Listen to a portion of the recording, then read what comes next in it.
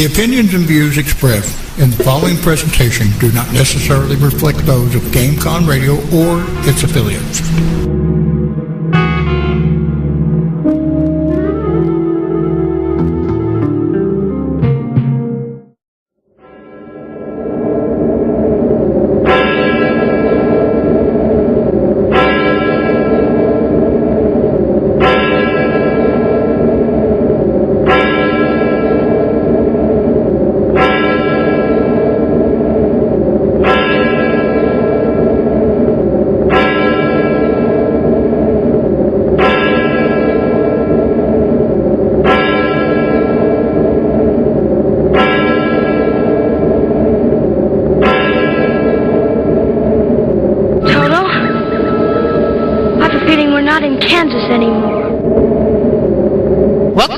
Banshee's Lair, Visionary Talk Radio on GameConRadio.com. We rock your world.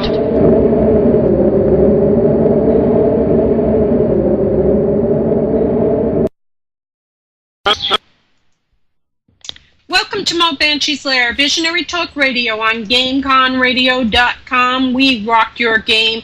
I want to welcome everybody listening.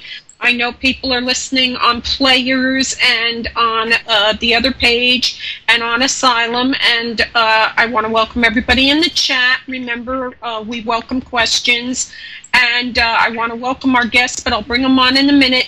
Tonight's show is about the great-great-grandfather of the United States quarantine system for immigrants, and it's called the Lazaretto, which is in a suburb of Philadelphia, and it was placed there to protect the United States, Philadelphia, from contagions like yellow fever and smallpox and the like. So it's a very historical venue, and I understand it's got a few ghosts rattling around it. But our music tonight, I thought we would give it an immigrant flavor for tonight because of what the Lazaretto is. And the first one is by Mandy Patinkin. And that's the actor, you know, he's a fabulous actor, but he also sings, and he did a rendition of Brother, Can You Spare a Dime? And we are in hard times, folks. So it's an incredible, if you can listen to the words, it's an incredible song. And America by Neil Diamond, and American Wake by Bill Whalen from Riverdance. All immigrants came to this country looking for a better life. They left their families. They came over in coffin ships. They came over, and it was rough. It wasn't like it is today. So we're going to talk about the immigrant experience too coming in. There's a lot going on in the world. Okay, it's very rough right now. Let me start by saying the weather is extremely hot, people. Now today in New Jersey in Lyndhurst, a woman was arrested for leaving a 1-year-old child in a car for over a half hour when a Good Samaritan and a deputy police chief happened to rescue the unresponsive child. He was breathing, but he was in rough shape and he had to be taken to the hospital. She said she forgot that she left the kid in the car. She was in Walmart or TJ Maxx or something. If you are not in your car, your children do not belong in your car. Your animals don't belong in your car, and your elderly parents, grandparents do not belong in the car. And in 15 minutes, a car can become an oven. That's how bad it can be. You can cook a child or an animal in an hour in a car. So I know people look at me and say, Mo, you're a preacher. You're just preaching at us. Stop it. We don't want to hear about this. But obviously, 31-year-old Tatana DeLeo of Kearney, New Jersey, she didn't hear the message. And as long as I think I can do some good and save somebody's child or animal or elderly person, I'm going to keep saying it. When you do not leave anyone in a car, if you're not in the car, nobody else should be in that car. Okay? This was an amazing bit of luck for this child that this woman happened to be walking past the car and saw this child. It is unbelievable that this moron, and that's what she is. She's nothing but a moron. She should be neutered, spayed, whatever, and she should never be allowed to have another child in her care again. Children are too precious to leave in cars to cook. And I'm appalled at this. Now, she's been released on $25,000 bond. As far as I'm concerned, they can give her the death penalty. She doesn't deserve any better. And I don't want to hear, oh, she's a kid and she wasn't thinking. She didn't think she'd be in there long. I have never gotten out of a Walmart or a TJ Maxx or any other store in less than 40 minutes. So don't tell me that. I don't want to hear that. So please, you see an animal locked in a car, you see a kid in a car alone, you see elderly people, start paying attention, call the authorities, report them, okay? Better safe than sorry. Everybody knows what happened in Colorado, Aurora, Colorado. And, of course, all the people against guns are screaming, if there were no guns, this wouldn't have happened. The problem is all the bad people have the guns. And that's never going to change. I wish it could. I wish we could say it would change, but I don't think it's ever going to change. So taking guns out of the good people's hands is not an option. It's not going to solve anything. And then last night or over the weekend, a 4-year-old child in North Jersey was shot when they were at a basketball game, and somebody let loose with a gun, and this other kid thought he was in trouble, so he fired back and he shot and killed a 4-year-old. Did they have licenses for any of these guns? No. Is there a way to keep the guns off of them? No. Obviously, they got them illegally. So that's not an option. I wish we could take all the guns in the world and all the weapons in the world and melt them down and make good things with them, but the reality is that is never going to happen. So the only thing I can say is this was a horrible, horrible thing that went on. I hope that people remember that 24-year-old James Holmes, who did this shooting in Aurora, his family didn't do it. They are as appalled and as brokenhearted as everyone else is. I'm sure when they woke up 2 weeks ago, they never ever thought that this would happen in their family. So please, if you know people out there, because I know we have a lot of people from all over the country, all over the world listening, please calm everybody. You know, taking aim at his family or people that knew him is not going to bring any of these people back. God bless and comfort all the victims and their families. It's going to take time. They're going to have to grieve. Something has been taken away from them that wasn't sick and it wasn't planned. They had no warning. Their loved one went to the movie and didn't come home. And this is the kind of trauma that either makes families or breaks families. And I hope all these families get enough help that it doesn't break them. And I hope that the rest of the country understands we can't have retaliation and we can't, point fingers at his family for this. So everybody just kind of, relax. Christian Bale was there. He went and spent time with some of the victims and he paid his respects, which is huge. The movie did not cause this. And that's another thing going on. People are saying that the movie should be pulled. The movie is, this guy had a screw loose. And Christian Bale and whoever made the movie, Warner Brothers, they're not responsible for what happened. It's somebody who's not playing with full deck.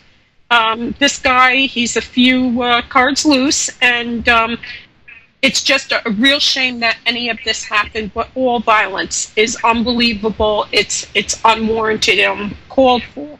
So I hope everybody starts healing, because this is going to be a long healing process. We've been violated. Everybody goes to the movies to have a good time, don't they? We have some incredible shows lined up. And I want to remind everybody, GameCon Radio has incredible shows on all week long. They play music all week long, so when you're chilling at the PC and looking for some good music to listen to, go to GameCon Radio. You're going to hear something. But we have some awesome shows. Next week I'm taking off because I am going to the Dark Shadows Festival in Terrytown, New York this coming weekend, and I think I'm going to need some time to recoup. So, and no, I don't drink, but it's going to be a lot of walking. So I think I'm going to need a day's break. So next week we're not going to have a show, but following that, we're going to have Dr. Paula J. Kaplan, who has written a book called When Jane and Johnny Come Marching Home, and it's about the plight of our homeless veterans. This is an important show because most of the people you see on the street were veterans. They are unable to hold it together. They're unable to their families can't take anymore. They end up homeless. And this is a tragedy. And some of it is on their shoulders, some of it's on our shoulders. But let's try to see if there's anything we can do to make it better. And then on August 14th, we're going to have James Todd Mooney. He is a captain in Elizabeth, New Jersey, and we are going to be diving into the particulars of a 1960, I think, 5 case of a young girl who was killed outside her home. It is a cold case. It has never been solved. We are going to be playing music reminiscent of that time period that people would have been hearing on their cars, hoping we're going to jar somebody's memory. So pass that along. Anybody who was living in New Jersey, the Union County, Elizabeth area back then, Newark, Elizabeth, any of the surrounding towns, tell them to listen in. Maybe something somebody saw all those years ago might, click, and they go, oh, wait, important case. And then on the 21st, we are going to have the amazing Beverly Washburn, Old Yeller, Star Trek, you name it, she was in it. She was a child star. She was famous for being able to cry on cue.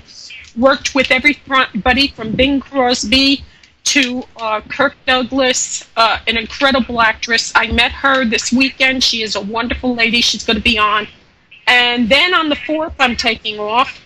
But on September 11th, we are going to have James Bond girl, Plenty O'Toole. Lana Wood is going to be on, and Lana Wood is the sister of Natalie Wood, and Lana has, she's declined to be interviewed by CNN and a lot of different shows, but she is going to come on our show and talk about her sister, Natalie Wood, because the case has been reopened for Natalie Wood's death. So, I've got some great shows coming up, people. And tonight we're starting off with 2 of my favorite people in the whole world because they love history as much as I do, and they want to protect history as much as I do. Barbara and Anthony Seletti, welcome to the Lair. Thank you, Mo. Thanks, Mo. Wonderful to have you guys back again. You are members of Friends of the 1799 Lazaretto. Yes. That's correct.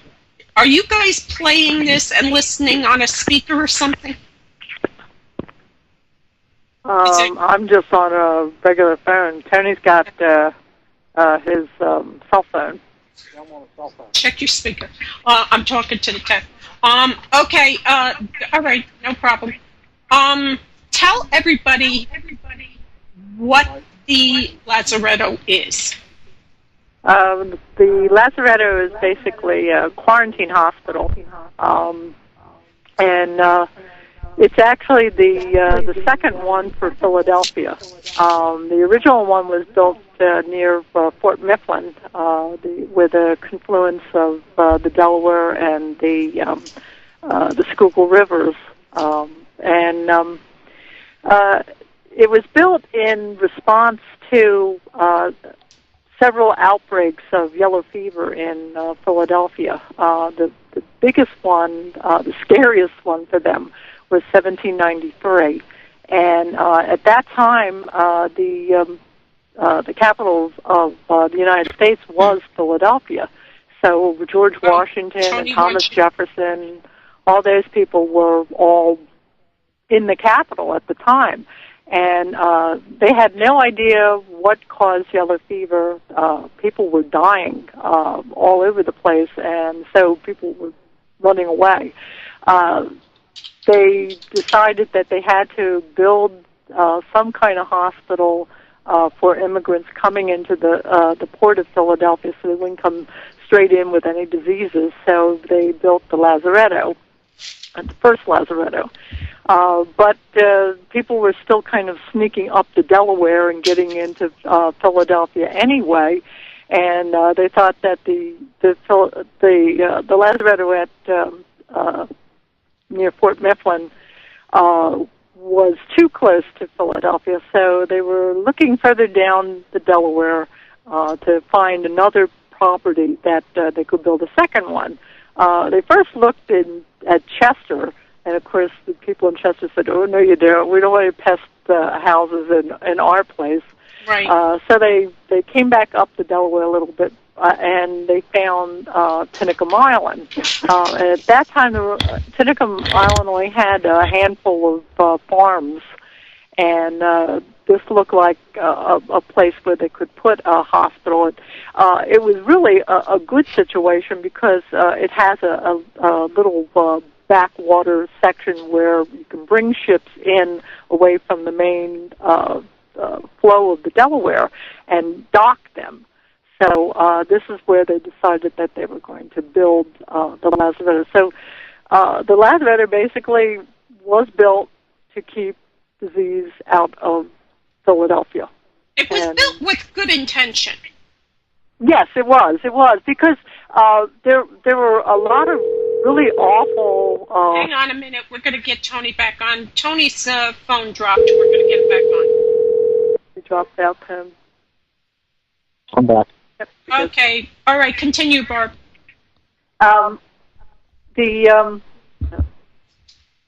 No, I forgot what I was going to say. We're saying it was built with the good intentions. Oh yes, that's right. There were some really awful ways that addressing diseases, and one of the ways they had suggested was to just keep people on a ship and then not allowing them off, and not just the sick people, but everybody would be stuck on this ship. So that was not something anybody wanted to see happen. So that was the reason why they wanted to have a hospital where people could be taken and they would be treated humanely, that they would not end up all dying or suffering, and that they'd be able to start their life in America. Yeah, we have an echo, and I don't know. I'm sorry, people. We'll work on it during the break, unless we can take a break. But we're doing something right now to try to resolve it. Originally, for people who are listening, we are accustomed to seeing the landscape as it is now. Back in 1790, it was very, very different, right? Well, right now, it's like Fort Mifflin. Fort Mifflin originally was Mud Island, where the Lazaretto used to be an island also, but now it's landlocked. Yeah, because the first quarantine was by the mouth of the Schuylkill River, and right. It's like a little Y, okay, and so that, like you said, it was too close to home for the people of Philadelphia, and then if you're moving out towards the ocean, you follow the what do they call it? The banks of the Delaware. Right. And it's, maybe 10 miles down from the Schuylkill? Yeah, basically, just about 10 miles. Mm-hmm. And back there, like you said, it was farms, it was the whole 9 yards. So, we kind of sit there and think to ourselves, well, because especially today, we have a lot of people coming in. I personally think that quarantine should be reinstated again, because people would come in, they would get sick on these ships. It wasn't an easy voyage. And they come in on these ships, and if one person had pneumonia, everybody was going to come in with pneumonia. If one person had yellow fever, if one person had malaria, if one person had anything, everybody on that ship had a good chance of carrying it with them. And then as they went out into the countryside, they started going, exactly what happened in Europe during the plagues. That's exactly what happens. So the people of America decided we needed to do something to stop this. And that meant quarantine places. But this second one they built, this was, like, for that time, like, state-of-the-art. Really, everything about the Lazaretto was like cutting edge, because they had no idea about how disease was spread, and so they were trying to develop new ways of taking care of illnesses. In the case of like yellow fever, they didn't know that was being carried by mosquitoes, and they wouldn't know that it was carried by mosquitoes until 1900, when Walter Reed discovered the fact that yellow fever was carried by mosquitoes. So it took a long time, even with as forward as medicine became. It took a long time before they really could find all of the causes for things and how to be able to address them. And we still see this, as you brought up about, the immigrant responses. We look at people coming into our country now, and we're going, maybe they're bringing diseases and all kinds of stuff. So really the issues of that time period still are the issues of our own current time period. We want to be able to be compassionate towards people, and we want to be able to have the technology to help people. So we're really no different. The times change, but people don't. Right. Originally, this was like a U-shaped typey building. I mean, because it's big. How much was built? Hello? What did you say? How big was this? Because the main building looks like a horseshoe kind of shape, like a squared off horseshoe kind of thing, or a C.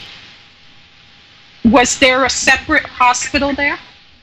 Oh, the Lazaretto is it's 10 acres. First off, it's 10-acre property, and the main building has a main core and two wings.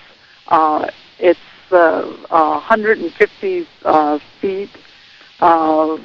It's 4 stories basically, if you count the cupola. It's got auxiliary buildings on it. The main building was for short term, while the another building, which was also on the property, called the Dutch Hospital, was for long-term patients, people who had like tuberculosis or smallpox, a place where people were going to stay for a long length of time. The main building was always meant for just short term, so you were supposed to be brought in, you were supposed to be cured, and then you were supposed to be released to go on to Philadelphia. Or if you were too ill for them to care for you, then you may end up being buried there. That was going to be my next question. If you didn't leave there, because I've been looking at the aerial maps and everything, where did they dump your body? Where did you get buried? Well, there was a cemetery, if you see that aerial map, you'll see that there's a fire station, and where the what's called the Lazaretto Ballroom, which is attached to the fire station, is actually on top of part of the cemetery. And for a long time, we were looking at where the bodies might be or still be. Bodies were supposed to be moved, and we just recently affirmed that a set amount of bodies had been exhumed and moved to Arlington Cemetery in Upper Darby. And we just lucked in. That's a whole other story. I was so excited. We finally found them. Because right. we were afraid that they had dumped the bodies into the river or something, because there weren't any records that we could find at Arlington Cemetery. But anyway, there's, just as in the case of Fort Mifflin, when a body is supposedly moved, they only move a skull and a long bone, and then they say that the body has been moved, and then they just cover it over, which unfortunately is the case in a lot of cemeteries that are supposedly moved. They find out that the bodies are still there. There really hasn't been any in-depth archaeological dig in those areas. So are there bodies still under there? Possibly, in one form or another. So we did find 98 of them, but there were a whole lot more buried there over the years. Yeah, if people really want to start looking around, just look where the turnpike is, look where the parkway is. If you see graves to one side of it, you're driving over somebody. And right. Get used to it, For some reason we aren't, we feel they're disposable, They're done, we can use that land. How long was it in use as a quarantine hospital? Well, they started the build in 1799, and it was completed by 1801.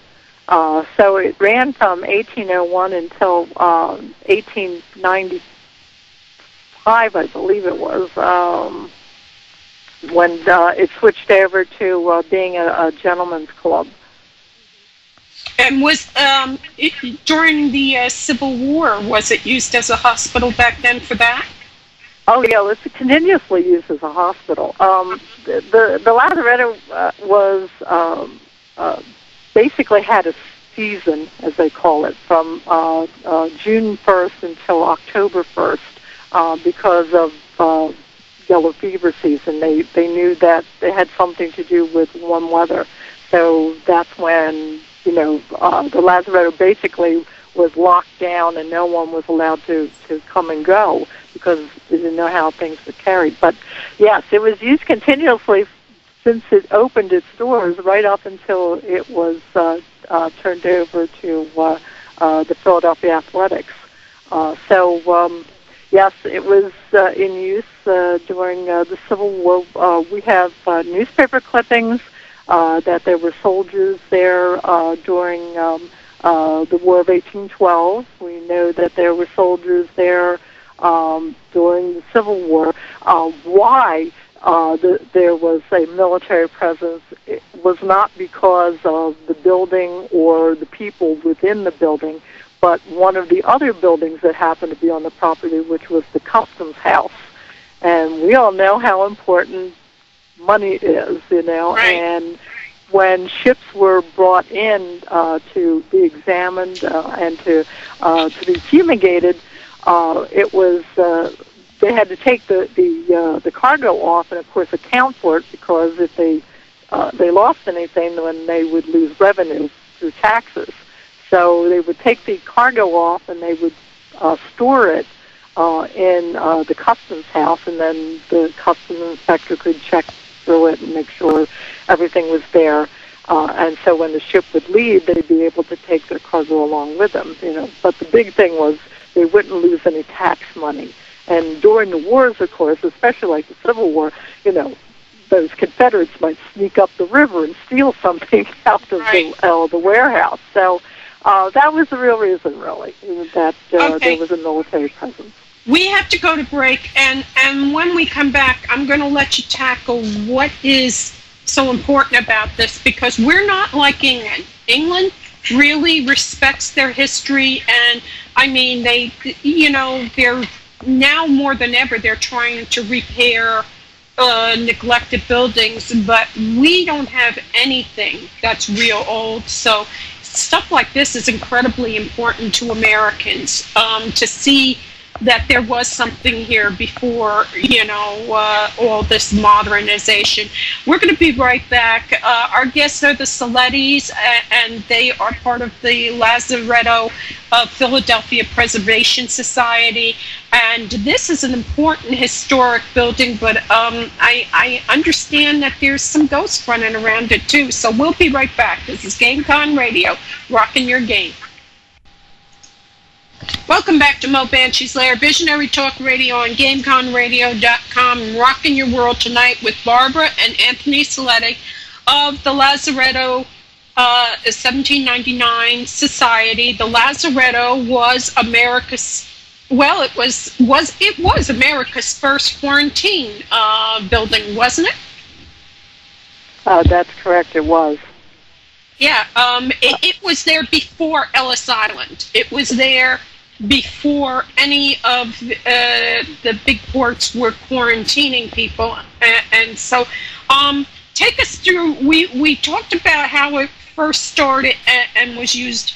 What did it go through next after, you know?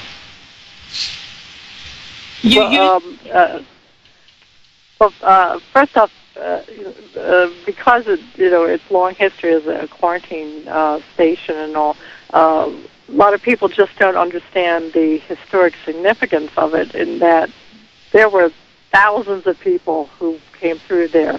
So, as you said, you know, it is indeed the great-great-grandfather of Ellis Island. It was there for a whole lot longer. And so it has an incredible impact on people's lives. A lot of people started from there. It's, you know, it has other things that it became. But first and foremost, people have to understand that this is America's starting point for a whole lot of people, but nobody knows about it. So,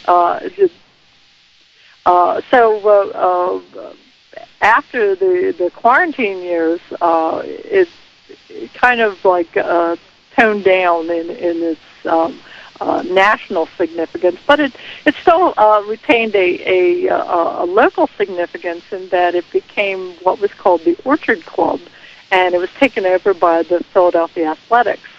And so you have to think that this is the 1890s. Think of, you know, like the Gibson Girl, you know, and that kind of honky-tonk and laid-back kind of you know what I'm lifestyle. thinking of? This is a place that had enough germs in it to kill the entire European population, and they're putting a gentleman's club in there. That's what I'm thinking. Jeez. Well, the thing is, so even when it was a quarantine station, there was life going on. People got married there. The staff had families there. There were babies born there. Of course, people died there too. But so it really had a life, you know, beyond just germs and all. And you know, we follow those lives. That's what we're trying to put together, is outline all of the people who have ever gone through there. But it was just like any other place, you know. I mean, life and death all together, you know, all the time. So, yeah. But when it became the Orchard Club, I mean, this was the playground for the wealthy. Then, you know, they cleaned the place up. They had a pool hall in there. They had a cafe. They played music. There were concerts there. There were banquets there. People came as far as from Cornell University to have their alumni dinners there. I mean, it was quite a place, and people with, you know, names that you recognize, like Biddle. You know, these are people that were the elite, the ton of Philadelphia, you know, and of Wilmington, Delaware. So all the people from those areas were coming through there. During the day, you would see ladies in their chic outfits strolling on the grounds while the gentlemen were shooting. They were also boating, rowing. They played baseball, of course. The ladies would play badminton on the lawn. They played croquet, which we do when we do Living History. We demonstrate croquet on the lawn. It was a place that, it took full advantage of the beauty of the space. It was definitely a spot for relaxation with the huge porches that were on there and looking out over the Delaware. The evening was a little bit different, though. It got to be, a little bit on the color side. The gentlemen took their ladies home, but they brought back other ladies, if you know what I mean. Right. And there was some riotous music and dancing and playing poker, and gentlemen would have smokers, and so it got to have quite a reputation. So much of a reputation, but by the time they finally left out of there, and in 1912, when they finally did leave, there was a temperance group that was looking for a large place in which to meet, and so they found the Lazaretto, and they liked it because it was huge, and they knew they could have lots of people in, and it was healthy because of it being on the river, plenty of sun and wind and all, and then it had that awful reputation that they wanted to be able to purge. So that was what the Lazaretto became. So let me just interrupt for a minute. The name Biddle, people might. If you're a Disney enthusiast, you might remember The Happiest Millionaire, the Biddle family, the eccentric who had the crocodiles and alligators in his arboretum there, and with Fred McMurray, and who was it? Greer Garson, I think, played his wife. But that's a family that had been there since colonial times. Surely a founding member, old money in Philadelphia. So, when you're thinking of these, you're thinking of they have boats by the river, and in the evening they're going out, and the girls have their parasols, and the boys are rowing and singing by the light of the moon and stuff. It's a very classical view of it. It's very different now. The water's dirty and everything else, what happened after they got rid of the men's club there? Well, after that, they wanted to be able to get the bodies out, to clean the place up. It was empty for a while, but along came a certain banker who had learned to fly in California, one of the first flyers, for what they called a flying boat. And he was looking for a place in which he could start a school and be able to teach people how to fly. So Colonel Robert Glendenning was a banker. He hobnobbed with the Biddles and the Wanamaker's and all the people that were well known, and he figured that it would be good for all of them to learn how to fly. As a matter of fact, he said that any young man who would want to learn to fly, he would teach them how to fly for free if they would commit to one day, if need be, being able to fly for the military. Because Glendenning was watching what was going on in Europe, and he was seeing what was going especially on with the Germans. and the Germans were taking the flight, and he thought that, the Americans need to learn to fly. But he had to get some backing, so to get some initial money, he went to all of his, well-known friends and said, look, if you got yourself a flying boat, your families go to Cape May for the summer, and they go up into the mountains. And wouldn't it be nice that you'd be able to spend the weekend with them? Because you have to think that, here is at the turn of the century, roads aren't, and you're going to end up with people, having to take a long time to get there. And so, unfortunately, the banker guys had to keep banker hours, so a lot of times they wouldn't get to see their family very much. So Glendenning said, well, you could fly a flying boat, and you'd be there in, an hour or two, and there you go. You could spend that time with your family, and then you fly back for Monday, and be right there for the start of your banking week or your financial week, whatever, and that was very appealing. And so that was where he started to get his seed money from. He was hoping also to convince the Army of the importance of having an air power, and they weren't really, jumping on that immediately. So what he decided to do was he got into his plane and he flew to Philadelphia, and he flew right over City Hall, and he dropped cardboard bombs on top of City Hall to demonstrate about what would happen if somebody had a plane, and was an enemy, and just flew up the Delaware River and just did this to Philadelphia. Well, that scared everybody. So that definitely made the Army sit up and take notice, and that was the start of the seaplane base that actually is still there. It was set for the start of World War I. They did a lot of training of pilots who ended up in France and Belgium and flying in Germany and all. So that contributed a lot to the cause.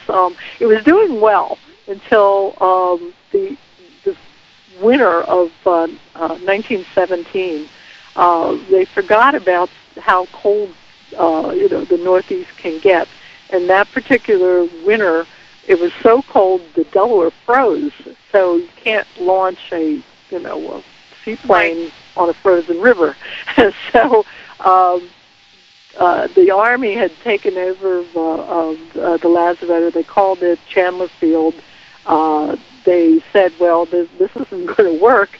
So they just came in with some barges, and they moved everything. They moved the where they were keeping their planes. Everything got loaded on the barges and taken off to Louisiana, so where it doesn't freeze.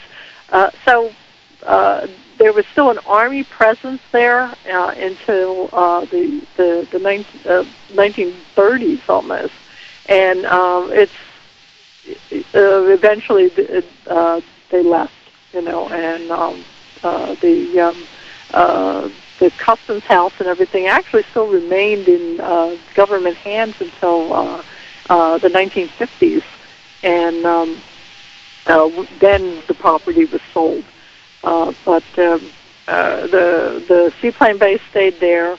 One of the fellows that came with Colonel Glendenning's original flying boat came down from New York on a train. They had to disassemble the airplane, brought it down by train, and this individual was named Frank Mills, and Frank was a mechanic. So he liked the place, and he remained. And eventually, Frank bought the property and continued with the seaplane base there. He raised children there. His sons followed after him. They flew. They also had a marina that continued right on up until finally the one son who was running the place got ill, was old, decided, they had enough, and the family was tired, and they sold it to a group called the Marine Investors, and they ran the seaplane base, and they ran the boat repairs and everything. But they were deciding that it wasn't making enough money, and they were contemplating tearing down the building.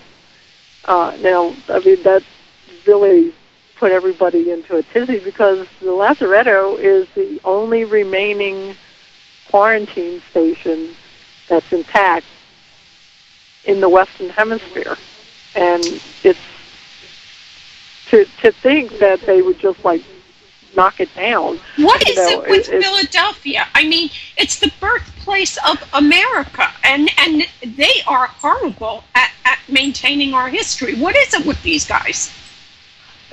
You would not believe what goes through their heads that they, the entire area, the port area of Philadelphia, lost so many of its buildings.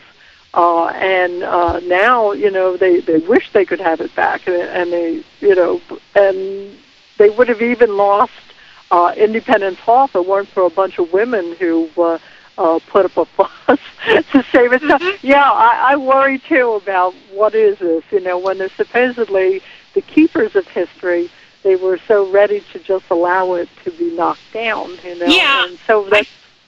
I guess it's because a lot of people that come here have walked away from their history in other countries. We are a country created from immigrants. And I guess because they walked away from their past, they just don't hang on to anything. We're not like other countries in Europe where families hang on to things. Here we are a very throwaway society. I don't get it.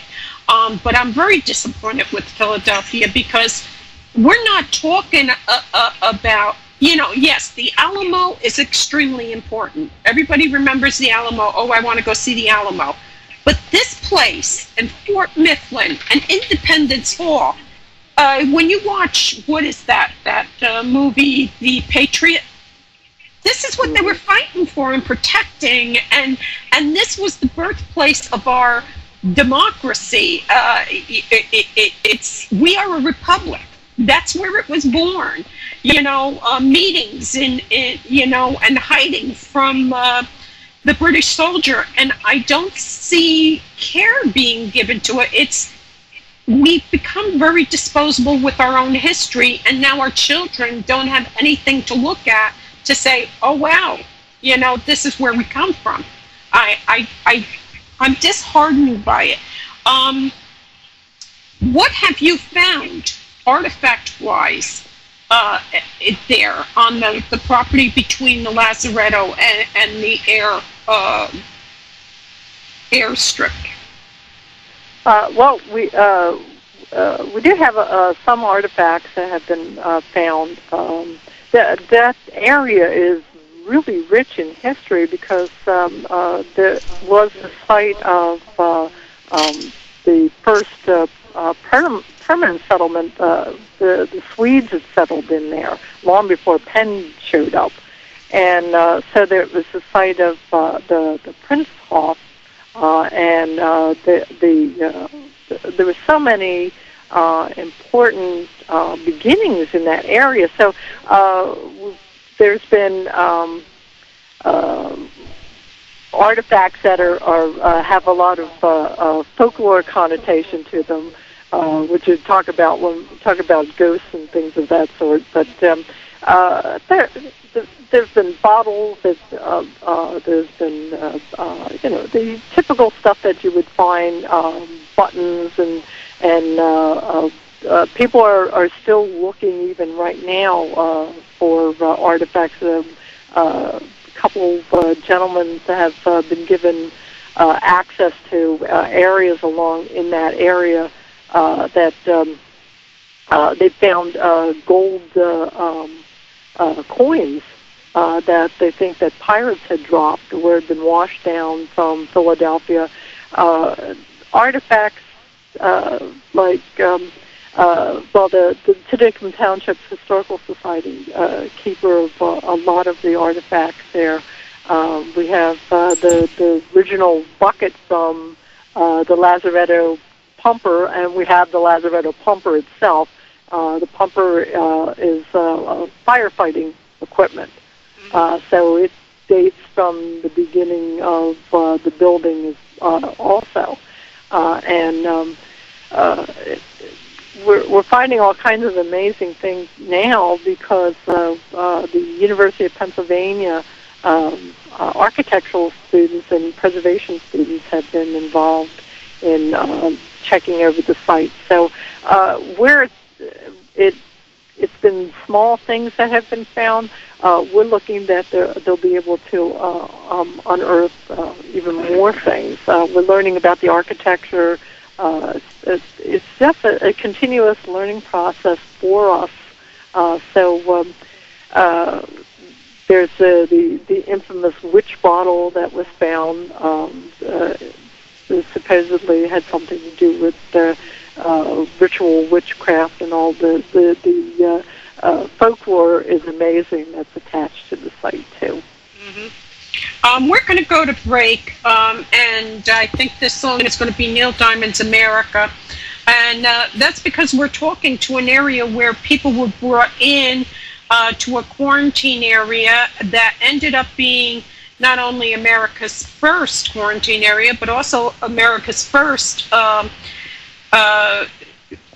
air base for hydroplanes. It's an incredibly historic place, and its position is not by accident.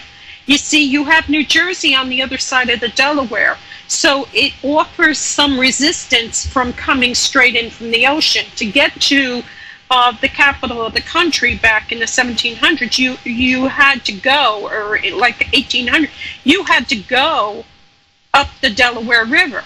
So strategically, it was an incredible find, and it took brilliant minds to think of this, because to get to it, you had to go up the Delaware, and here you've got your first base there, airplane base. You've got everything there.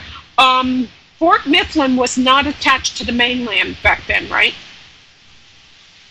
Back then, no. It took a while before the silt and water that just brought more dirt and things like that. I mean, farmers were, of course, blocking up waterways, and that was creating more dikes and things of that sort, and dirt would accumulate. So eventually it all filled in, So, Fort Mifflin, sitting up above, the Lazaretto, and also. Yeah, it's sitting in the middle of a marsh. If you go anywhere around the Fort Mifflin, it's all marsh, because that was its own little island. We'll be right back. We're going to talk about the investigations, because your paranormal team investigates it, and see what you think about it. Are there ghosts there or not? We'll be right back. This is GameCon Radio, rocking your world tonight with the Lazaretto of Philadelphia. Welcome back to Mo Banshee's Lair, Visionary Talk Radio on GameConRadio.com. We're talking about an area in Philadelphia which has been sorely neglected. Before, we had New York City all like it is, and before we had Ellis Island and all that, we had the Lazaretto in Philadelphia, and it was down towards the mouth of the Delaware River, and that's where you were taken for quarantine. And Fort Mifflin at that time was still an island. It wasn't part of the mainland, and it protected us. You guys are part of a group called PAST, P-A-S-T? Yes, that's the Pennsylvania Anomalous Society team. Okay. Can you tell us about what you do at the Lazaretto with the investigations? Well, we originally approached Tinicum Township, who owns the Lazaretto, and as we know, paranormal investigations equal money, and we saw the Lazaretto in need of some cash to be able to start the process of fixing it up. So members of our team asked if we might be able to do an investigation. So they didn't have much experience in what paranormal investigations were or anything like that. They just had some vague ideas, So we said, the whole of it is that we would go in, we would investigate, we would collect the evidence, we'd put it in a viewable format on a DVD, and we would give it to them, and that would be it. And they could use it whatever way they wanted to be able to attract, people in so that they could make money. So if they wanted to sell the DVDs, they could do that, whatever they wanted to do. So that's basically, they agreed and said, okay, fine, show us what you do. So we were privileged being able to, first off, go in and we did the mapping of the entire building. At that time, Mark Davis was with our group, and he's dynamite when it comes to all the technical mapping, stuff. So went through. We had made up basically blueprints of the entire building, numbered everything, and that way we'd be able to make reports of whatever we found. So after we did that first walkthrough, we were really impressed with the building. But you could definitely feel that there was an awareness there, that having been empty for a while, having people wandering about in it, we were noted, that's how I felt, that somebody knew we were there, and they weren't alive. And so we set up an investigation, and actually we were privileged to do several of them. We did collect evidence. We did have some really interesting encounters. We interviewed people from around the area that have had contact with the building, inside the building, doing repairs and things like that. We got funny stories from the fire department, which is literally across the parking lot from the building, about seeing strange lights in the building, and they would call the police, and the police would go, and they wouldn't find anybody. And as soon as the police would come out and leave, then the lights would start up again. So the fire department thought that was interesting. Members of the community were in the building doing some walkthroughs and things, and they all agreed about this. There's a spot in the basement, which everybody calls the cell. It's basically where they stored dry goods and probably wine bottles and of that stuff. But it's just enclosed with lattice work, and so everybody jokes that that's the cell because it's got a door and everything like that. Right. But many people have reported having a sense of someone behind them, and people have also been touched. I had a personal experience there too, where I was walking around with other people who were taking pictures, and I apparently was not paying attention like I should have been, and I ended up getting slapped on the rump. So there was a cheeky spirit in the basement who likes to invade your personal space. The basement area, they used to have a big fireplace. They used to do baking and everything down there. So there's strange odors besides the dead animals that you find. Yeah. A lot of, a lot of personal experiences in there. We've identified a woman that we call her Granny Annie. Originally, we just called her Granny because we didn't have a name for her, and she was resident in the what we call the women's wing of the building, and in this particular wing, there's one room that is really pink. It was painted really, really pink, like Pepto-Bismol pink. And so, of course, we spent a lot of time joking about this. And our groups had been divided up into groups of 3. And we were up on the upper floor of the women's wing, 3 of us. And we had taken readings and everything. We were getting ready to come down. Everybody else was in the core of the building, the main building.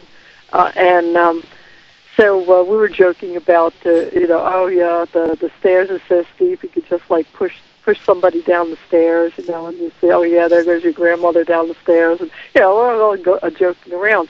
Well, the next thing we hear was this slam downstairs, and we all looked at each other. I had the walkie-talkie, and I said, give me a reading where everybody is, and everybody said we're all in the main building, so it's just the 3 of us. We went running downstairs. Well, in the pink room, we had closed. We had all the doors open. We had opened all those closet doors and everything like that. We had them all open. We came downstairs, and one of the doors had been slammed shut. It was the sound that we had heard, and believe me, we tried every which way to get this door shut, without even with our slamming the door. I mean, you cannot get it to close all the way. I mean, you literally have to push it. And we checked, for any breezes or anything. You have to have a hurricane to close that door. So we kept encountering this older woman. And she had an affinity for the guys. She used to like to tug their ears and play with their hair. So we've had all these different experiences and all. So during one of our Lazaretto weekends, one of the ladies who was formerly lived there came back. She's pretty up there in age. And so she was walking around, she says it's been a long time since she's seen the building and been in it and everything like that. And she was coming out of the building when I was standing talking to one of the visitors about, ghosts in the building. And I said, yeah, there's this elderly woman that we keep encountering, and she seems really playful and likes to, go after the guys. She's up on the upper floor in the wing there, and she says, oh, that's my mother-in-law, Anne. And so, I mean, now we have a name, and that she recognized that, her mother-in-law was playful and liked to tease guys and everything like that. So we thought that was great confirmation. Why does she think her mother is there? Yeah, her Mrs. Mills used to live in the building. It was her mother-in-law, she said, that lived there. So she lived in the building before she got there, of course. Okay, so they've had caretakers through the years. Yes. Yeah, the building had up until the Marine Partnership was planning on knocking it down. People lived in the building. I mean, there were only brief periods in which the building was empty, not being used at all. I mean, the longest actual period has been recent now since, the township bought the building, and, I mean, that was in 2005. So this has been the longest the building has sat empty. And the city of Philadelphia owns it, or the city of? It was originally the land was bought by Pennsylvania, and it was managed by the health department of Philadelphia, and then it had been rented out when it was no longer the quarantine station, and then it was sold to the Mills family. So from that point on, it belonged to first Frank Mills, and then to his sons. And then when the sons, were no longer interested or getting old and couldn't keep up with it, they sold their interests off and sold it to this marine development group. And so with the threat of knocking it down, Tinicum Township and a lot of other historic-minded people wanted to raise money to be able to save it. And they said, well, that's fine, we'll sell you the building for $3 million. So that was, they were trying to get that money together, and it finally did, through grants and donations and all, were able to buy the building. But, I mean, the plans had already been made. They had applied to Delaware County to knock the building down, so they were given the okay to do this. So it was like the 11th hour for that building. Mm-hmm. Okay, so what are the plans for it now? Tinicum owns it. They're planning to renovate with the money that they have. The entire facade is going to be brought back to its original 1801 facade when it first opened, and they're going to upgrade electrical components in it.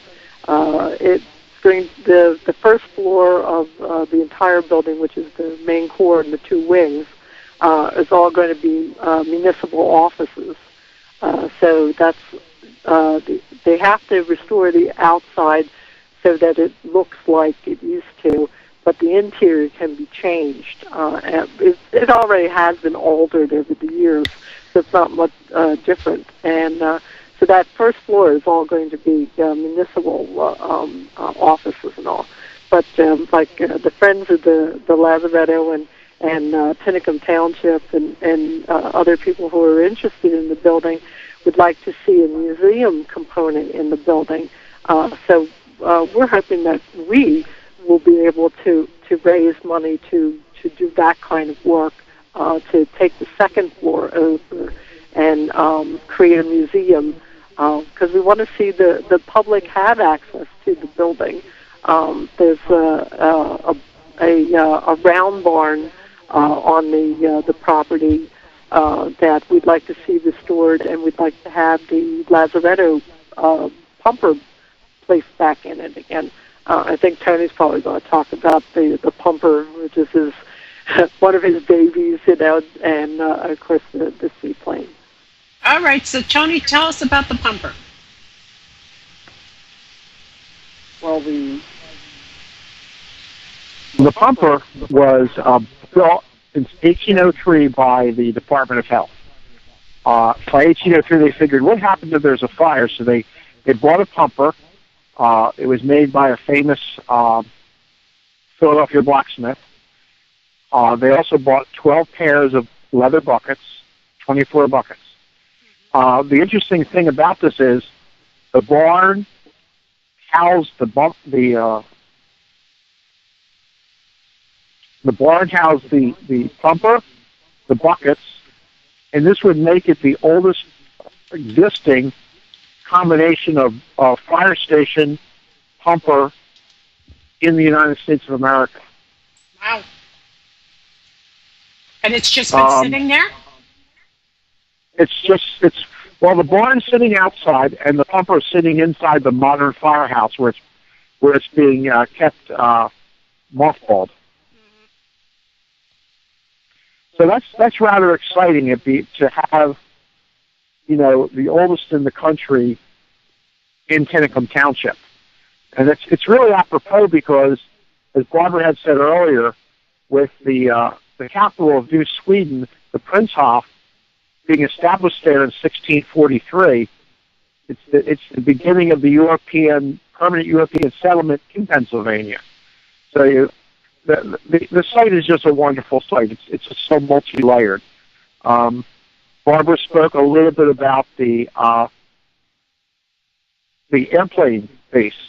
Well, that was started in 1915, and you had asked about some of the relics that were still there. Well, the relics that are still there are the carriage that takes the seaplane and brings it out to where the water is, because a seaplane needs water to take off on. So what they would do, they'd create it was a carriage, and the carriage was on some rails. The plane would go onto the carriage, and it would go out into the river till it reached the low water. It was high tide. It was closer to the shore. Low tide, further away from the shore, so the plane can take off. So that carriage is there. And all over the grounds between the Lazaretto and the quarantine hospital part of the Lazaretto and the river are some narrow gauge rails, and those were for moving the seaplanes around the site. And the bases of the hangars also still exist. Are they talking about rebuilding like hangars and stuff like that, and putting seaplanes back there? Well, right now what they're considering doing, and they have money from the state of Pennsylvania to do it with, is they would take the frontal area of the Lazaretto property. Half of it would be seaplane, half of it would be a marina. And they would not restore hangars. They don't need to do that. But they would restore the original dock, the original long dock that went out from the center of the property where the larger ships were received. And that would leave a place for 4 seaplanes to be docked at. So it would remain a seaplane base. And it's the oldest in Pennsylvania. That's the interesting thing. Yeah, well, that's probably one of the oldest on the eastern coast, right? Oh yeah, I haven't really done a lot of research into other ones that still exist, but we do know it's the oldest in Pennsylvania. And there's not, unless you get out to like Alaska and up around the New England states, there are not a lot of seaplane bases that are still in existence anymore. So let me ask, are you guys still doing tours there, events there? What's going on to raise money? Is it open to the public? Well, the building itself is closed to the public, but Barbara and the Lazaretto ladies have done a wonderful job of putting together docent tours of the site itself. And the tour takes from 45 minutes to about an hour, and the ladies go out in garb, depending on which event we're having. It might be anything from the early 1800s to World War I, and they will tell the story of the Lazaretto as they walk around and point out those things that are still on the site, those relics that still exist, and point out the places of those things that are gone. Barbara had talked earlier about the cemetery and where it was, and she also on the tour would point out where the other second hospital, the Dutch hospital, named for the Pennsylvania German immigrants that were coming in, the Dutch, and that was the hospital for longer term care that they used for smallpox and to a lesser extent for tuberculosis. We do have an event coming up the first weekend in October, which is October 6th and 7th, and it's an all-timeline history, and we will be having military and civilian reenactors and living historians. Someone's bringing out a really nice World War II field hospital. We're going to have Dr. Robert Hicks from the Muter Museum coming out on Saturday.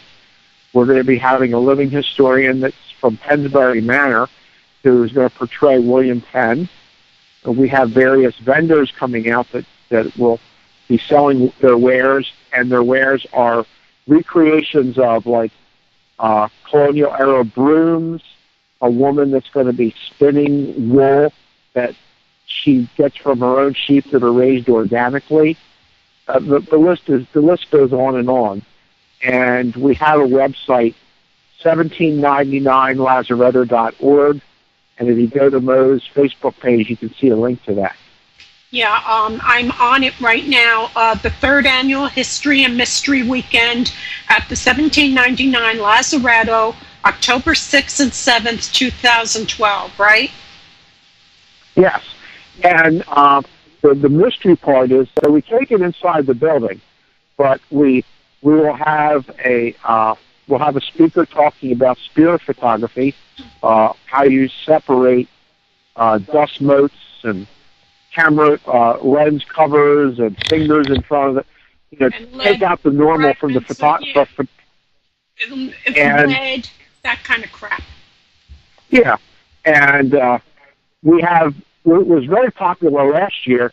It's a haunted history candlelight tour, where Barbara and some of the other docents will be telling historical stories from the island's past that are rather interesting and spooky. Barb hinted on one earlier. Was on the site of the Prince-Hoff was found. In fact, it's the only one that's been found in the United States, a witch bottle. And if you want to find out more about that witch bottle, you have to come out on that weekend.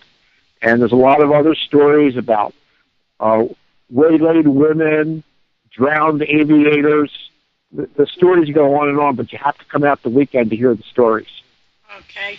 Yeah, we definitely want to hear the stories. So tell them what time to get there and how. Well, actually, we're going to go to break. When we come back, I want you to tell them how you get there and, what to expect and everything, okay? We'll be right back. This is GameCon Radio. We're talking about the Lazaretto, which was the United States' first quarantine island facility in the United States back in 1799. A long history of different things. It's always been in use. It has been everything from hospitals to clubs to all kinds of things, and now it's being reinvented yet again and used as a municipal center and hopefully a museum. And we'll be right back. The last song I'm going to play is The American Wake by Bill Whalen, and we'll be right back. Welcome back, everybody. We're concluding a fascinating show about the Lazaretto, which is in the suburb of Philadelphia. In what's the name of this town again? Because I know I'm going to say it wrong. Ashington, Pennsylvania. And they're going to have a fundraiser. Now, here's the deal.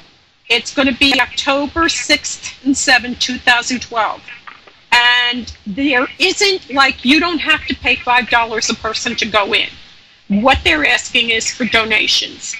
So if you really want to have some firsthand history, walk around some haunted, and this is the human story for the United States. This is where we came in. This is where many of us, well, not me, my family never got here until after 1911, but, a lot of people that sit there and say, oh, my family's been here for, 100 and some odd years. This is probably where they came in, if they came in before Ellis Island. And it's really important. Everybody sits there and says, oh, I think they came in Ellis Island. Ellis Island opened in 1892, just when this was closing. So this is really from a genealogy. If you know people into genealogy trying to trace their roots, and they came in the East Coast before Ellis Island, they very well might have come in through this area, the Lazaretto.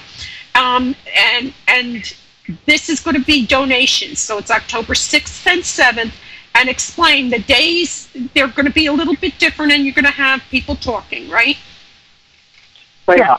You mentioned about genealogy. We've got members from the Genealogical Society of Pennsylvania is going to be out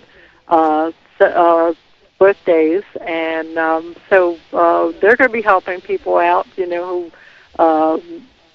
that they think that their families came through there, if they're just starting their family history research. So you'll have access to them. They'll be really helpful in being able to get people started. Mm-hmm. And some of the guests that are going to be talking are Dr. Robert Hicks, PhD, the director of the Mutter Museum, the College of Physicians of Philadelphia. I mean, how wild is that? I mean, that's a crazy place, so that's a wonderful speaker. And then the Genealogical Society of Pennsylvania, Neil Farber and his wife Robin are going to be out there talking. They're going to be portraying William Penn and Hannah Penn. The Penns were one of the first families of Philadelphia. This one is interesting for me. I'm Irish.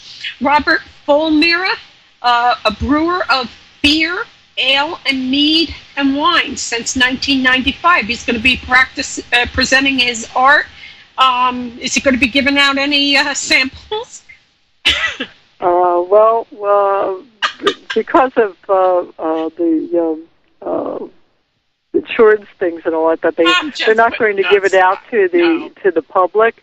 But that doesn't stop the staff and volunteers from getting any. Oh, okay. So I'll give you $50. You slip me one under the table. You'll have to wait to the end of the day. Oh, okay. Okay. Like I said, I'm going to have my new scooter, so I'll be able to do it too. As long as you don't get arrested for DUI. Yeah, as long as I can get some kind of pain medication and I don't have to walk, I'm cool. Kurt Eberlin Jr. Will be out on both days with the 10th Medical Battalion, a World War II field and surgical aid station, reenacting mock surgeries and wounded GIs, and bringing 2 vehicles, a Dodge WC-51 weapons carrier and a 1942 Ford GPW medical transport. How cool is this? You have a lot of people on board that are really trying to help you out with this. This means a lot to a lot of people, huh? Yeah, we've been working really, really hard to, as Penny was saying, friend building is really important. I mean, we have this gem of a historic building that nobody knows about. So that's what we look at primarily, is to get the word out, to make people know that the building is there. I mean, there are neighbors who have lived around the building, have no idea about what it is or why it is or any of that sort. So let alone, the rest of the nation. So we're looking at, we got to get that word out. We got to get people to know the building, because once you see the building, you can't help but love it. I mean, it's beautiful. It's a beautiful building. And it belongs to all of us, not just Pinnicum Township and its people, but everybody in the nation. It's our building, And so, all these people we've made friends with, we've told them our story, we've invited them out, they come to see the building, they fall in love with the building too, so they're donating their time and energy just to get the word out too, so. The Union Patriotic League will be out to show women and men's children 18th century clothing. So you're going to have people dressed up in period clothing, right? Right. We've got representing the early opening of the Lazaretto. So we have a colonial era, and we'll also have the Penns, our living historians who are going to be doing 1600s. So we represent the 1600s, the 1700s. We'll have Dr. Hicks dresses as a Union soldier, a surgeon. and talks about surgery and medical, especially during the Civil War. So we'll have people representing the Civil War era, and then we'll have World War I, and we'll have World War II. So we have a lot of eras that we're going to have represented out there by living historians. So we're having an encampment, so right. It's, people will be able to see things, set up as it would be when people are camping. Yeah, I've seen you in period clothing at Mifflin, and it's amazing. I mean, I look at those dresses and think, wow, she's nuts. That's really hot stuff she's wearing there. But, it's so beautiful. And I think when you see that, it just brings you back. It gives you a better idea and appreciation of what women went through to be dressed, what men went through. It didn't matter if it was 90 degrees. You still had to have all the layers on, and everything else, Poor Michael Payne, award-winning photographer, is going to be there. Kim Day, co-owner of Red Rope Farm, will be demonstrating spinning and using organic wool from sheep she raised on a farm. Ken Biddle is a independent, skeptical, paranormal investigator and a self-taught photographer, and he'll be there. Is he any relation to the Biddles of Philadelphia? Of course. Of course, right? Of course. Sherry Groff has been investigating, I guess, for 9 years with South Jersey Group, and they'll be there too. If I come, I promise I'm not coming as an investigator. I'm just going to come and enjoy the history of the place. Haunted History Candlelight Walk will be followed by Movie Under the Stars, and that'll be both days? No, that's Saturday night. Saturday night. Saturday night. I want you to explain to everybody that they need permission to be on this property. When anyone is not having something going on the property, we tell you to, you can walk around the property, but you cannot go near the building. The building now has become in delicate condition. The porch, similar to a situation that Fort Mifflin had with the supports for their porch. It's the wooden pillars are rotting, so it's becoming dangerous up on the porch area. So we tell people, please don't go near the building. You can go, you can walk around it. The fire department is right across the parking lot. So the people who get married like to have their pictures taken in front of the building. That's fine. Please enjoy the beauty of the building and enjoy the beauty of the water there. But don't go near the building itself because it is in such delicate condition. We wouldn't want it hurt or anybody else hurt with it. And I have to tell you, a couple of weeks ago, so far, 2 children in separate accidents have been in cemeteries where monuments have fallen on them and killed them. These places that are very old and nobody's been really taking care of them, the weather beats the daylights out of them, and this thing is right on the riverbank.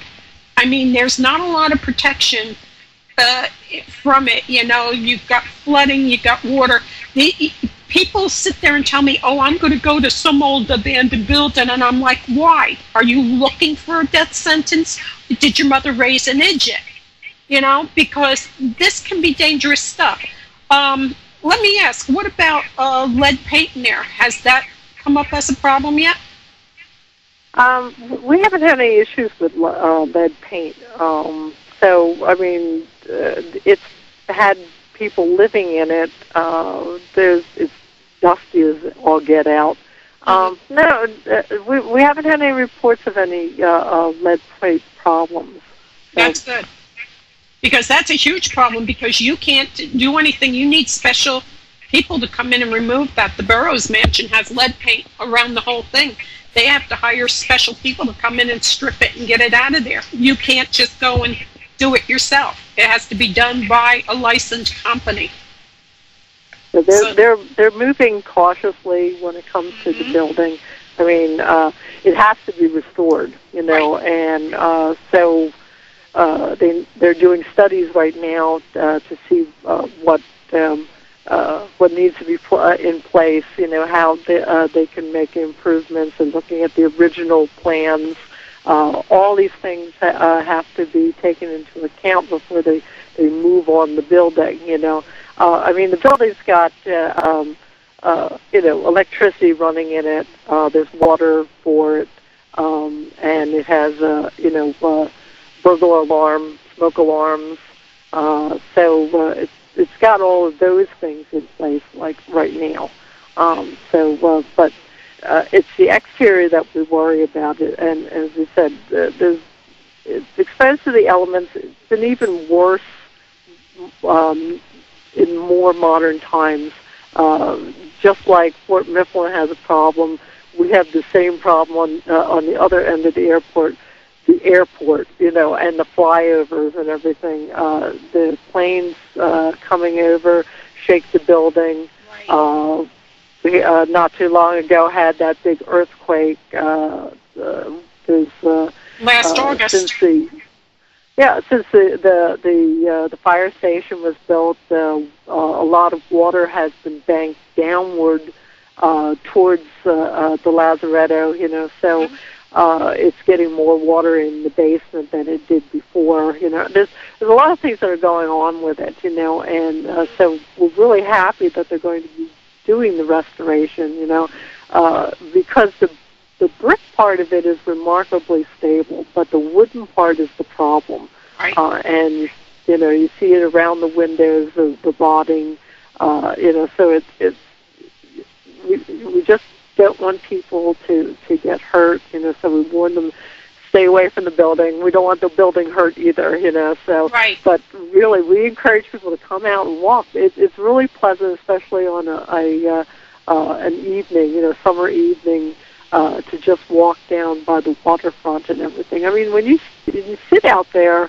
and you see how beautiful it is, you know what was the appeal for so many generations of people who passed through there. You know how lovely it is. Yeah, you know, Ellis Island, it wasn't a perfect solution, but they did try to make them realize you're coming into a new world, we're modern, you know, we've got the best facilities here and that kind of thing. And even though it you know, because it processed a lot of people, it took a heck of a beating, but it's still there, you know. And this place was built with the same idea. It was going to help a lot of people, but time is the enemy, and it beats everybody up. I want to thank you guys for coming on. Like I said, this is going to be on YouTube. It's going to be on Podomatic. I'll be sending the links to you so you can copy it and everything. Anything else you want to say about the Lazaretto? Come out and see her. Yeah. That's the best thing I can say, because once you see her, you'll love her. You know, you'll appreciate the history of it. And when you come out, you know, you'll go away with a real sense of history, and bring your friends, you know, and that's what we want, to raise the awareness and get funds.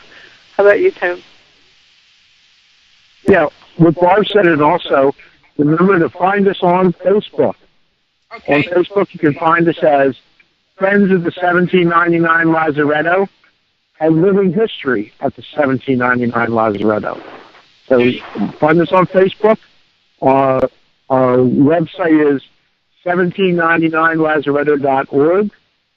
And please come out and support us this October 6th and the 7th. When you go to the website, you'll see the people we have so far coming out, and there's going to be more additions before October. Yeah, it's not that out of the way, because it takes me about an hour and 15 minutes, an hour and 20 minutes, and I'm right on the water. on the eastern coast in New Jersey. I mean, I'm literally on the water here. And so it's not a terrible ride that you can't do. It is accessible from all parts of Jersey. It's accessible from Philadelphia. I mean, it's not hard to get to it. It's away from downtown Philadelphia, so if you're worried that you're going to get trapped in that mess, you bypass that completely. So yeah, we're right off of 95. yeah. So that's the great part about it, you know, because I'm one of those people that I hate to drive in Philadelphia. I hate to drive in New York City. That's why I don't live in either town, you know what I mean? And so, you know, these places are wonderful to go because they're not in the congested sections. So if you want to start checking out history, see people in period dressing and get a taste of what it might have been like 100 years ago, this is your chance to go see it. And it's October 6th and 7th, and it's called the Lazaretto, and it's www.1799 and they have all their information there. And please support this. This is American history. This is our history. Americans are immigrants. The only people who are indigenous to this were the American natives, the Indians that lived here. The rest of us are all transplanted from other countries. And so we are immigrants, and this is our story, the immigrant story. And your first introduction to the United States usually was a quarantine hospital where they checked you to make sure you weren't going to make everybody else sick. And I personally am not against them starting that up again, putting people in quarantine for a week or two to make sure that they're not bringing in something, you know, that we've eradicated. Now we seem to be getting all these old diseases back, and it's troublesome, and I think it's because we're trying to be too nice. We're not protecting ourselves anymore. But again, thank you guys for coming on, and best of luck with the Lazaretto. I'll be there to see you, and hopefully at some point the team can get in there and we can meet some of your invisible friends that live there. Yeah, thanks for having us on, Mo. Okay, thank you very much. All you got to do is hang up. That's very interesting. And I love history, and if you do not know history, you are destined to repeat all your mistakes. So I'm thrilled to death to have Barb and Tony Seletti on from the Lazaretto Group Society.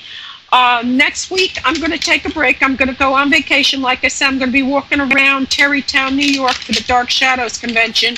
So that means I'm going to be licking my wounds Monday and Tuesday, so I thought I would just take a break. But in August, we're coming back with Paula J. Kaplan, a psychologist who wrote a book, When Jane and Johnny Come Marching Homeless. And I understand there's a documentary being worked on by veteran actors to bring the plight of are homeless veterans, and these are kids that are having a real hard time fitting back into society. You know, it's kind of rough.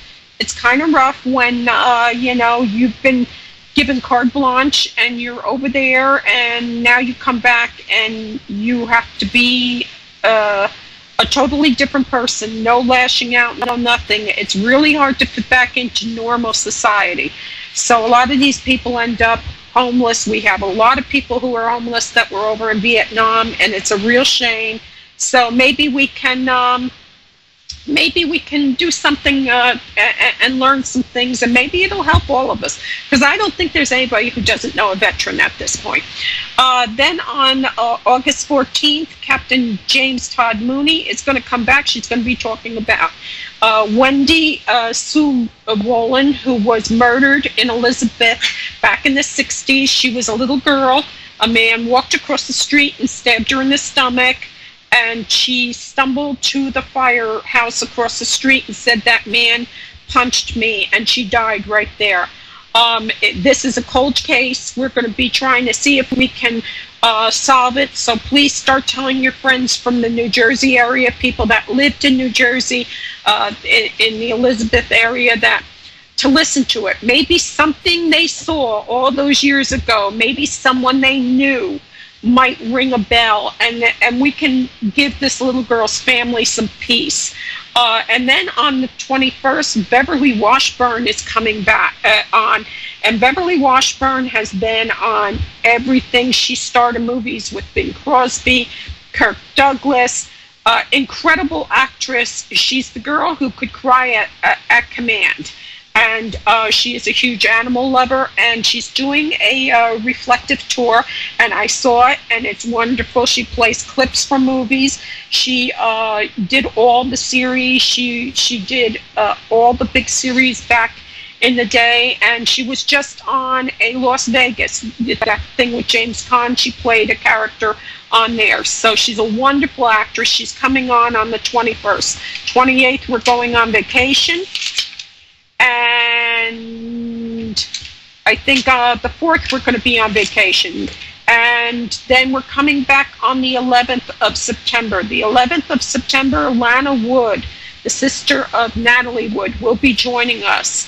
And she will be talking about being a Bond girl and being Natalie Wood's sister and the void in her life since the tragic accident when Natalie died, and we're going to be talking to her about what she hopes happens, because they've reopened Natalie's investigation, and that's got to be rough, because you're just starting to get over it, and now it's right back in your face again. So I think we've got some wonderful shows coming on. The best thing you guys can all do is pass our link around. And with that, I want to thank you all for listening. God bless you all. Thank you for hanging in there with me. I love you all, and be safe out there. It's a jungle. Bye-bye. Somewhere over the rainbow, birds fly. Birds fly over the rainbow, while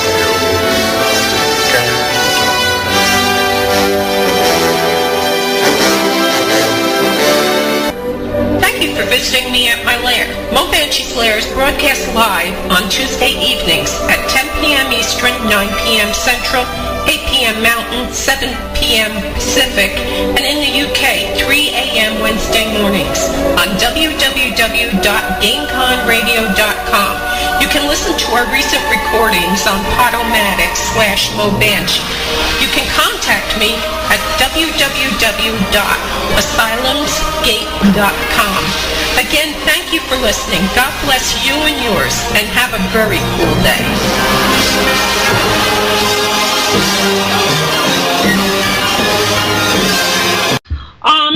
There's a lot going on in the world. Okay, it's very rough right now.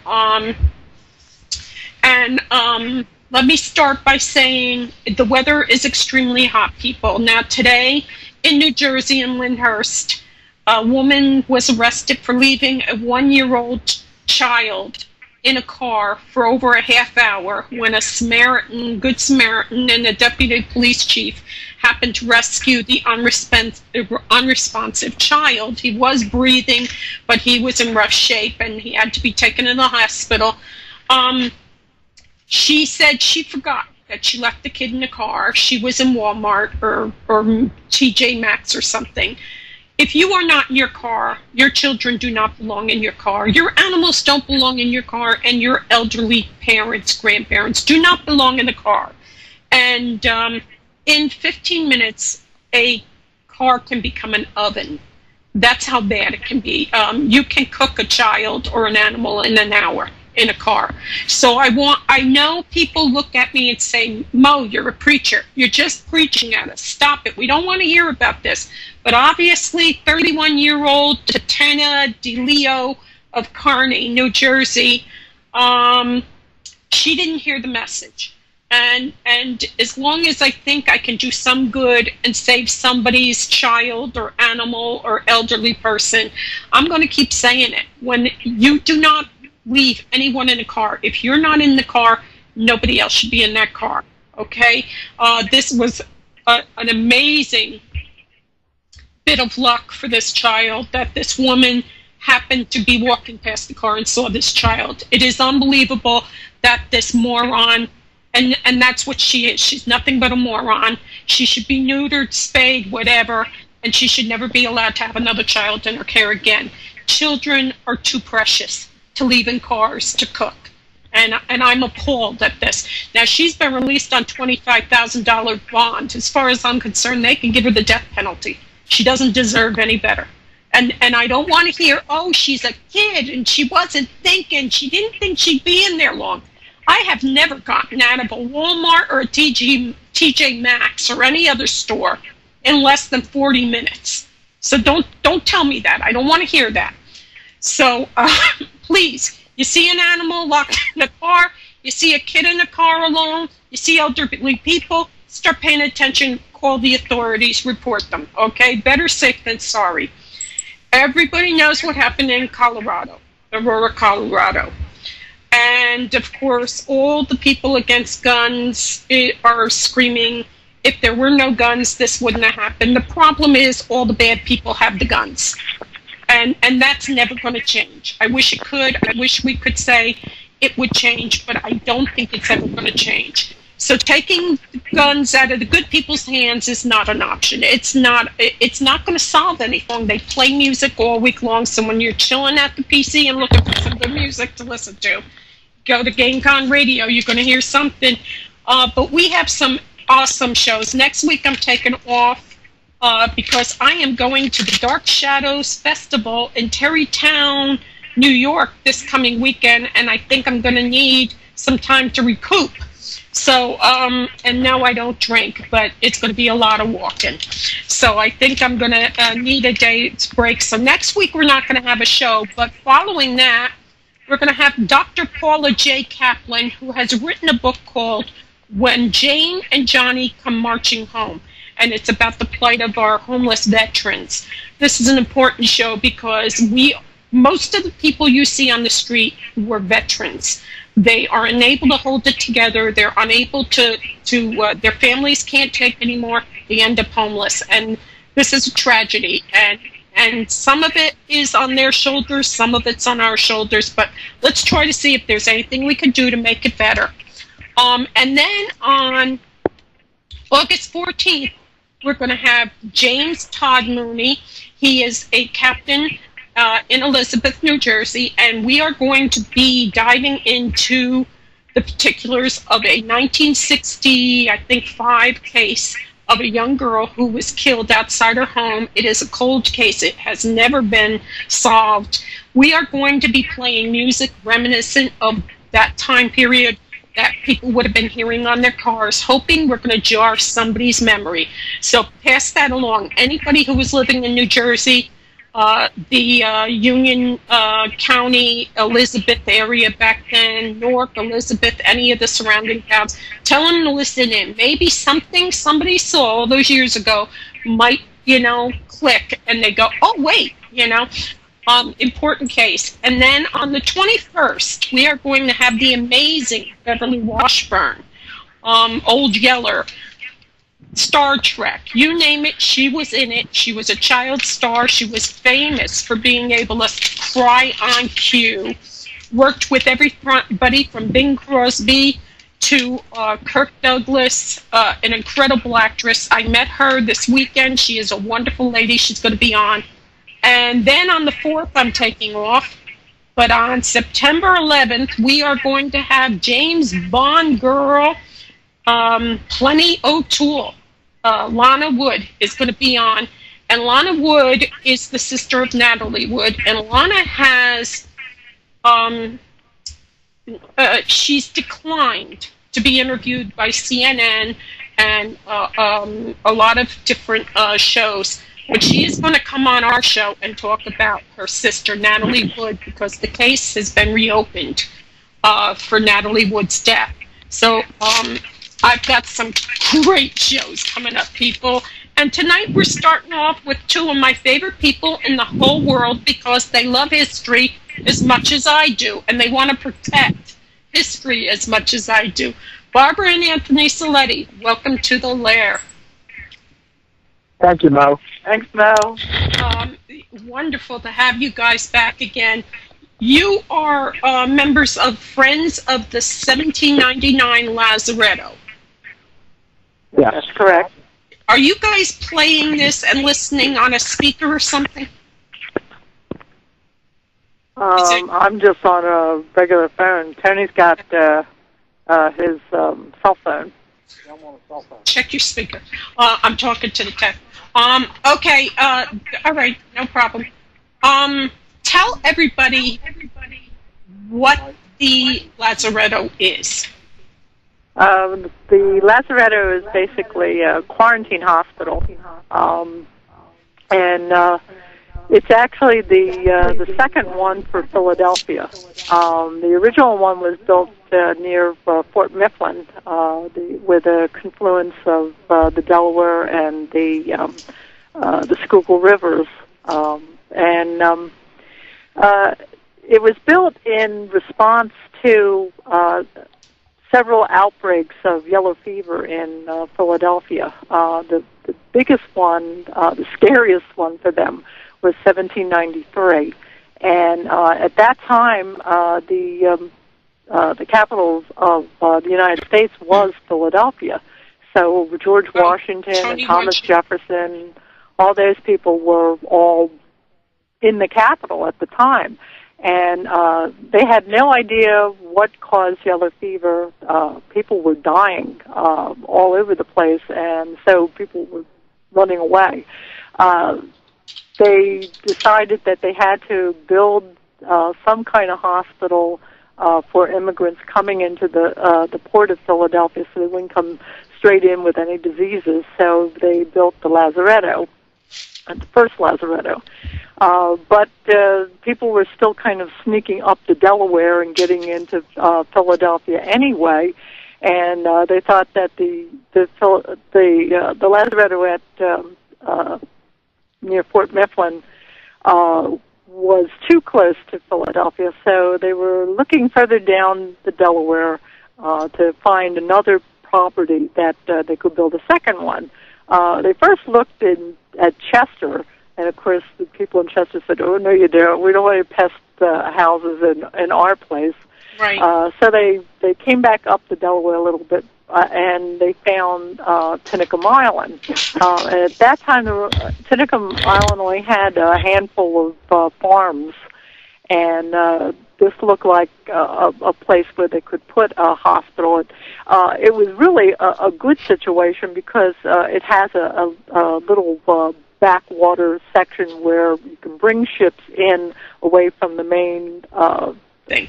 And then last night, or over the weekend, a 4-year-old child in North Jersey was shot when they were at a basketball game, and somebody let loose with a gun, and this other kid thought he was in trouble, so he fired back, and he shot and killed a 4-year-old. Did they have licenses for any of these guns? No. Is there a way to keep the guns off of them? No. Obviously, they got them illegally.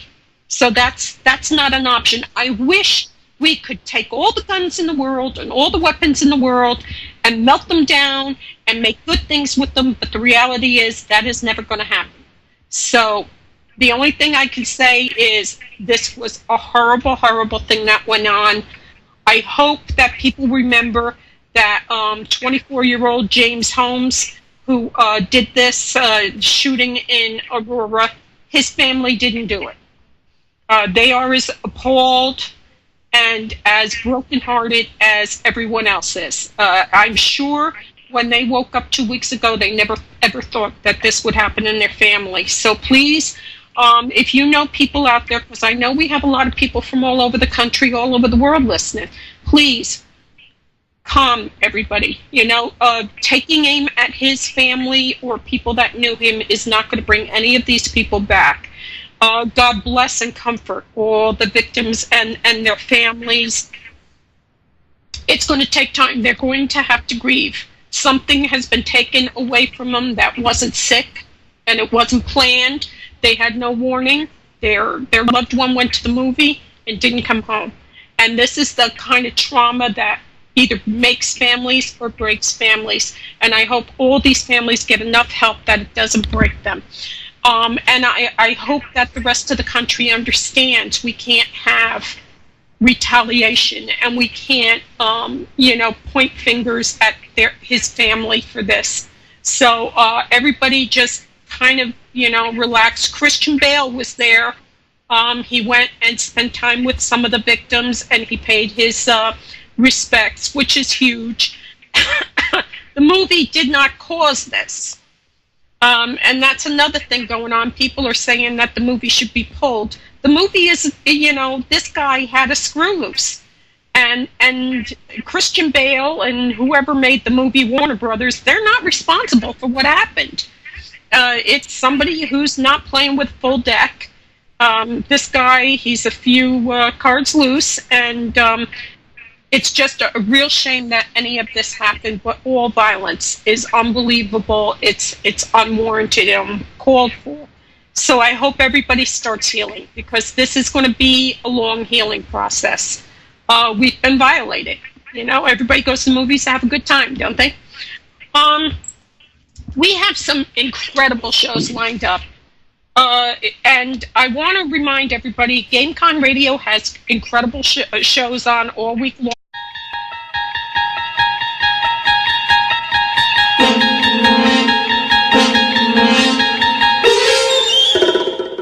The opinions and views expressed in the following presentation do not necessarily reflect those of GameCon Radio or its affiliates.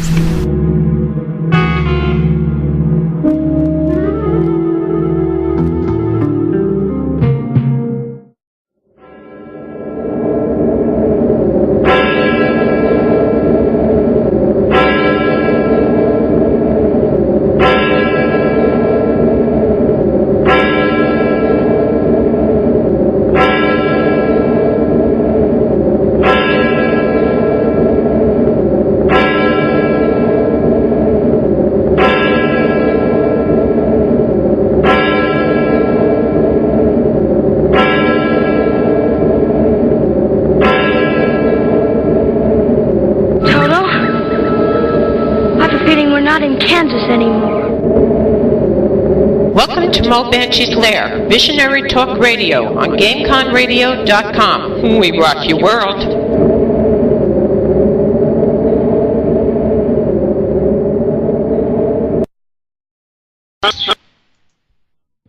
Welcome to Mo Banshee's Lair, Visionary Talk Radio on GameConRadio.com. We rock your game. I want to welcome everybody listening. I know people are listening on Players and on the other page and on Asylum, and I want to welcome everybody in the chat. Remember, we welcome questions, and I want to welcome our guests, but I'll bring them on in a minute. Tonight's show is about the great-great-grandfather of the United States quarantine system for immigrants, and it's called the Lazaretto, which is in a suburb of Philadelphia, and it was placed there to protect the United States, Philadelphia, from contagions like yellow fever and smallpox and the like. So it's a very historical venue, and I understand it's got a few ghosts rattling around it. But our music tonight, I thought we would give it an immigrant flavor for tonight because of what the Lazaretto is. And the first one is by Mandy Patinkin.